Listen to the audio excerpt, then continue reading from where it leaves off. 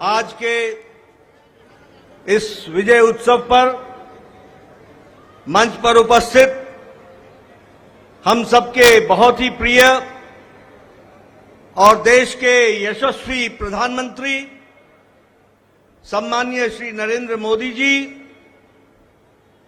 हमारे रक्षा मंत्री आदरणीय राजनाथ सिंह जी, हमारे गृह मंत्री श्री अमित भाई शाह जी और यहां उपस्थित इतनी बड़ी संख्या में इस विजय उत्सव में आए हुए हमारे सभी समर्थक कार्यकर्ता बंधु, मीडिया के मेरे साथी, प्रिंट मीडिया और इलेक्ट्रॉनिक मीडिया के मेरे साथी और देश भर से टेलीविजन के माध्यम से जुड़े हुए हमारे करोड़ों कार्यकर्ता और भारत की यशस्वी जनता, आज ये बहुत ही खुशी का विषय है कि आज इस धन्यवाद मोदी जी को देने के लिए और विजय उत्सव मनाने के लिए इतनी बड़ी संख्या में उत्साह के साथ आए हुए हैं कार्यकर्ता। आप सब लोगों की तरफ से और भारतीय जनता पार्टी के लाखों कार्यकर्ताओं की ओर से सबसे पहले इस कार्यक्रम में मैं आदरणीय प्रधानमंत्री मोदी जी का हार्दिक अभिनंदन करता हूं, स्वागत करता हूं।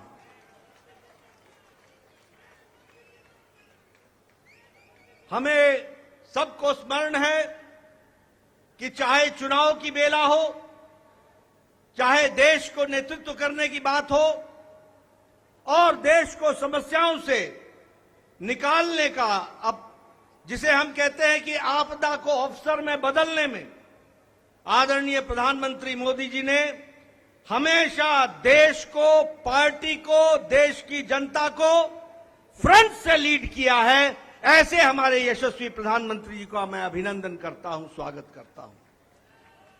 मैं आज सभी एनडीए के साथी दल और भारतीय जनता पार्टी के कार्यकर्ता, जिन्होंने अथक प्रयास के साथ पीछे कई महीनों से अथक प्रयास किया और एनडीए को जो जीत दिलाई है, उसके लिए मैं साथी दलों का और हमारे कार्यकर्ताओं का और साथी दलों के कार्यकर्ताओं का भी हार्दिक धन्यवाद देता हूं और उनका भी मैं अभिनंदन करता हूं।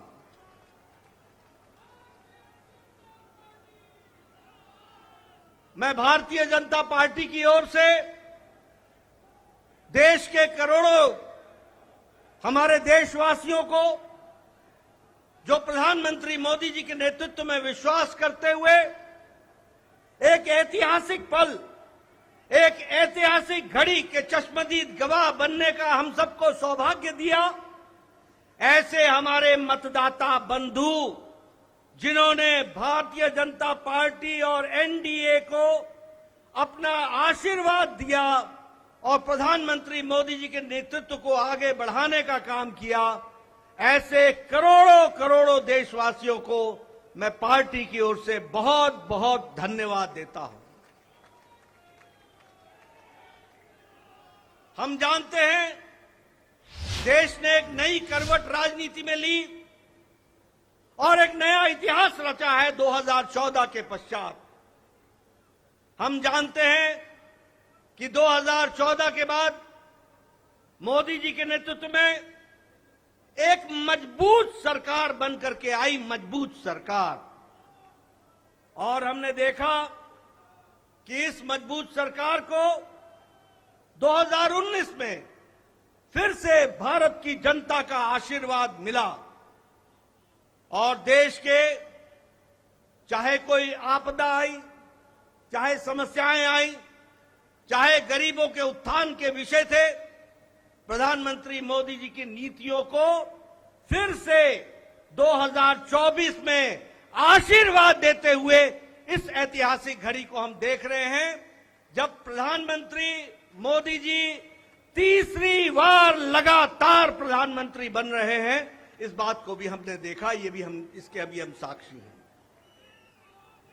मित्रों,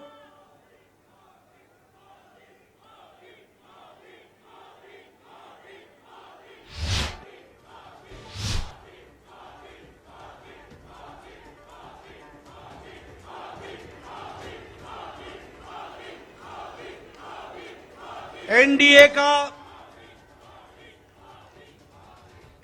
का गठन के पश्चात ये कोई भी गठबंधन पहली बार भारत के राजनीति में तीसरी बार लगातार प्रधानमंत्री मोदी जी के नेतृत्व में सरकार बनाने जा रही है। और हम सब लोग खुशनसीब हैं कि हम उस ऐतिहासिक घड़ी के पल के चश्मदीद गवाह भी होंगे और साथ ही साथ उस पल को हम सब लोगों को देखने का सौभाग्य मिल रहा है। मैं यहां ये भी बताना चाहता हूं कि जो लोग देश हित के लिए काम करते हैं उन्हें चुनौतियां भी आती हैं और उन चुनौतियों को बखूबी लड़ करके देश प्रथम, देश को आगे बढ़ाना है, देश को आगे ले जाना है, इस कार्य के लिए आगे बढ़ते हैं। लेकिन कुछ लोग जिनके लिए खुद का स्वार्थ महत्वपूर्ण होता है और खुद के स्वार्थ के लिए स्वार्थपूर्ण गठबंधन करते हैं और स्वार्थपूर्ण तरीके से लोक लुभावने वायदे करके सरकार के नजदीक आना चाहते हैं, जहां ऐसे लोगों को देश की जनता सबक सिखाती है, वहीं इनका इकोसिस्टम जो देश के विकास के दृष्टि से जुड़ी हुई चीजें हैं उसको नकार देता है। बड़े बड़े राजनीतिक घटनाओं को दुनिया के सामने, देश के सामने उसको गलत तरीके से रखने का प्रयास करता है। हम बंगाल में 3 सीटों से बढ़कर के 77 सीट हो जाती हैं, उसकी चर्चा नहीं होती, कह देते हैं हम हार गए। भूल जाते हैं कि हमारे मत प्रतिशत कितने गुना बढ़े। और आज ही उड़ीसा में विशुद्ध पहली बार भारतीय जनता पार्टी की सरकार बन रही है मोदी जी के नेतृत्व में। विशुद्ध भारतीय जनता पार्टी की सरकार मोदी जी के नेतृत्व में और उनके कुशल नेतृत्व के कारण वहां बन रही है। लेकिन कुछ लोग 30-40 सीटें जीत ले तो धूम मचाने लग जाते हैं और वो भूल जाते हैं कि देश किस तरीके से मोदी जी के साथ खड़ा है। इस बात को भी हमको ध्यान में रखना चाहिए। मैं आज के दिन प्रधानमंत्री जी को इस बात के लिए भी धन्यवाद देना चाहता हूं कि आपके नेतृत्व में नॉर्थ ईस्ट में हमने एक एक प्रदेश में अपना झंडा, एनडीए का झंडा गाड़ा। और आज मुझे खुशी होती है आपके साथ ये चर्चा करते हुए कि अरुणाचल प्रदेश में लगातार मोदी जी के नेतृत्व में तीसरी बार हमारी सरकार बन रही है, तीसरी बार सरकार बन रही है। उड़ीसा में हमने 80 सीटें जीती हैं, 40% हमारा मत प्रतिशत रहा है और उसी तरीके से लोकसभा में भी एक तरफा फैसला लोगों ने भारतीय जनता पार्टी और एनडीए के पक्ष में दिया है। मैं आपके साथ इस बात की भी चर्चा करना चाहता हूं कि आंध्र प्रदेश में हमारे अलायंस पार्टनर के साथ वहां भी एनडीए की सरकार बन रही है। इस तरीके से परिवर्तन हुआ है।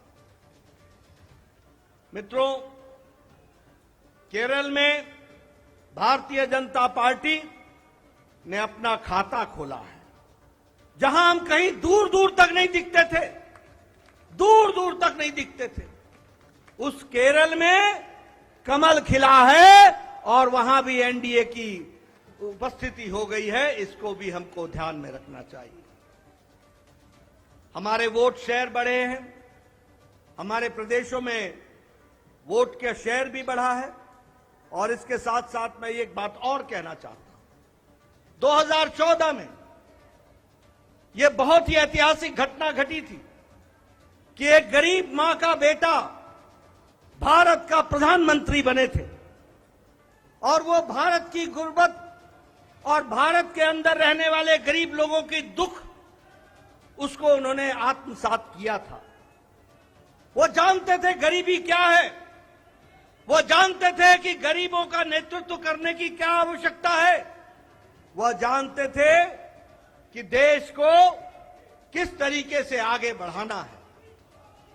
और मुझे याद है कि 2014 में जब एनडीए की सरकार बनी तो आपने उस समय कहा था, मेरी सरकार गांव को, गरीब को, वंचित को, पीड़ित को, शोषित को, दलित को, महिला को, युवा को, किसान को समर्पित रहेगी और उनके विकास के लिए हम काम करेंगे।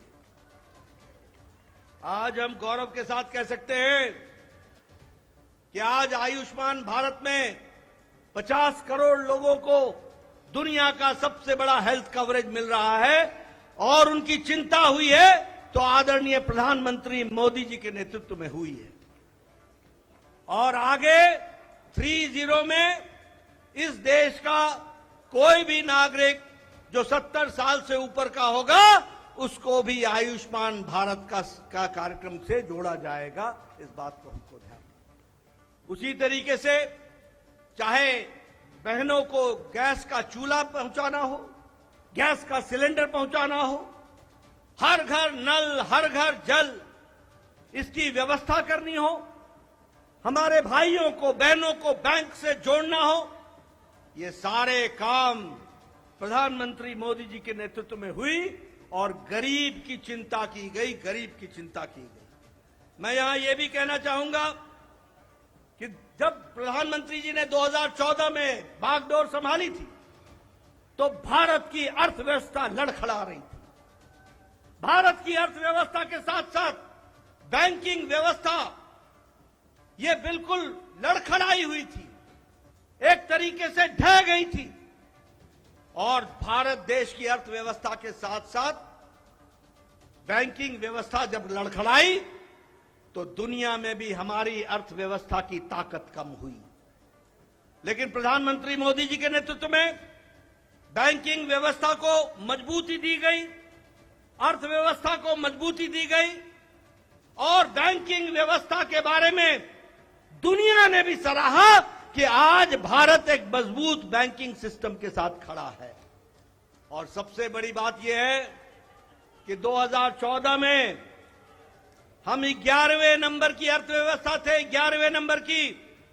आज हम मोदी जी के नेतृत्व में सुदृढ़ तरीके से 5वें नंबर की अर्थव्यवस्था है और मोदी 30 में तीसरी बार प्रधानमंत्री बन रहे हैं। भारत की अर्थव्यवस्था तीसरे नंबर की होने जा रही है, इसको भी हमको ध्यान में रखना चाहिए। प्रधानमंत्री मोदी जी के नेतृत्व में गांवों को मजबूती मिली, गरीबों को ताकत मिली, दलितों को सम्मान मिला, युवाओं की आशाएं और आकांक्षाओं को पूरा किया, महिलाओं को सम्मान दिया और किसानों को मुख्य धारा में लाने का काम किया और वंचित पीड़ित लोगों को विश्वास के साथ आगे बढ़ाने का काम किया। ये 10 साल का परिवर्तन हम सब लोगों को देखने को मिला है। मैं यहां यह भी कहना चाहता हूं कि विपक्ष नकारात्मक सोच, नेगेटिव सोच के साथ काम करता रहा। कोई भी सकारात्मक 10 साल में कोई भी सकारात्मक योगदान विपक्ष का नहीं रहा है। और मैं तो यह भी कहूंगा कि अभी भी उनको गुमान है, अभिमान है कि देश में एक ही परिवार राज करने लायक है। यानी रस्सी आपने बारंबार जलाई, रस्सी जल गई पर बल नहीं गया, इस तरीके का इनका व्यवहार रहा है। मैं यहां यह भी कहना चाहता हूं, चुनाव के दौरान इन्होंने झूठ फैलाया, इन्होंने फेक वीडियोस निकाले, जनता को बरगलाने का काम किया, गुमराह करने का काम किया, जनता को एक तरीके से झूठ बोल करके वास्तविकता से दूर रखने में कोई कसर नहीं छोड़ी। और सबसे बड़ी बात यह है कि इन्होंने चुनाव में प्रजातांत्रिक मर्यादाओं को भी ताक पर रखा। प्रधानमंत्री मोदी जी के लिए अपशब्द कहे, गालियां दी, एक बार नहीं अनेकों बार। ये विपक्ष का बौखलाहट बोलता है, ये विपक्ष की खिसियाहट बोलती है, ये विपक्ष का बारंबार हार देखने के कारण ये नतीजा हम सबको देखने को मिलता है। और ये अवसरवादी गठबंधन यह जिस तरीके से काम करता रहा है, लोगों ने इसको बारंबार खारिज किया है और 2024 में भी इनको खारिज किया, यह भी हम सबको मालूम है। ये तीसरी बार हार का सामना कर रहे हैं और इसके कारण ये बौखला गए। मेरी इनको सलाह है कि आप अब अपना आत्मनिरीक्षण कीजिए, सेल्फ इंट्रोस्पेक्शन कीजिए। समय आ गया है कि बारंबार आपको भारत की जनता क्यों आपको गिरा रही है, क्यों आपका साथ नहीं दे रही है, इसका आपको इंट्रोस्पेक्शन करने की आवश्यकता है। और मैं यहां यह भी बताना चाहूंगा कि गठबंधन एनडीए का मजबूती से मोदी जी के नेतृत्व में देश का नेतृत्व करते हुए आगे बढ़ेगा और देश को आगे ले जाएगा, इस बात का हम सबको विश्वास है। मैं यहां प्रधानमंत्री मोदी जी और आपके बीच में ज्यादा समय नहीं रहूंगा, लेकिन प्रधानमंत्री जी आपको मैं विश्वास दिलाना चाहता हूं कि एनडीए का एक एक कार्यकर्ता, हमारी पार्टी का एक एक कार्यकर्ता, जो आप हर पल, हर घड़ी, हर दिन, हर महीने, हर वर्ष पूरी ताकत के साथ देश की सेवा में जुटे हैं, मैं आपको विश्वास दिलाता हूं कि आपके नेतृत्व में एनडीए का एक एक कार्यकर्ता भारत को सामर्थ्यवान बनाने के लिए, सक्षम बनाने के लिए, आत्मनिर्भर बनाने के लिए, समृद्ध बनाने के लिए कोई कसर नहीं छोड़ेगा और आपके नेतृत्व में उसको हम सपना को पूरा करेंगे और हम विकसित भारत की ओर आगे बढ़ेंगे। मैं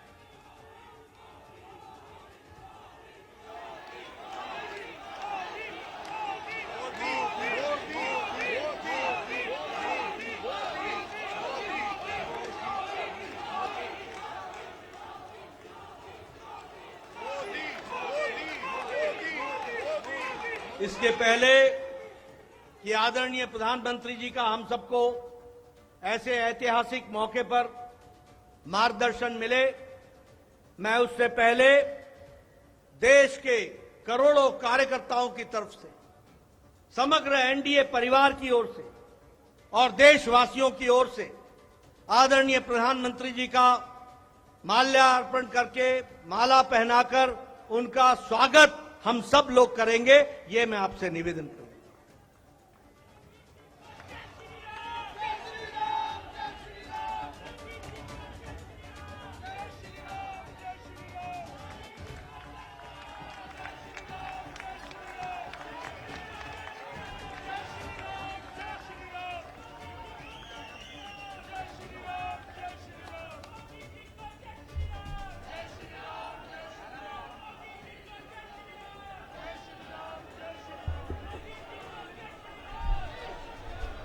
स्वागत है भाई, स्वागत है,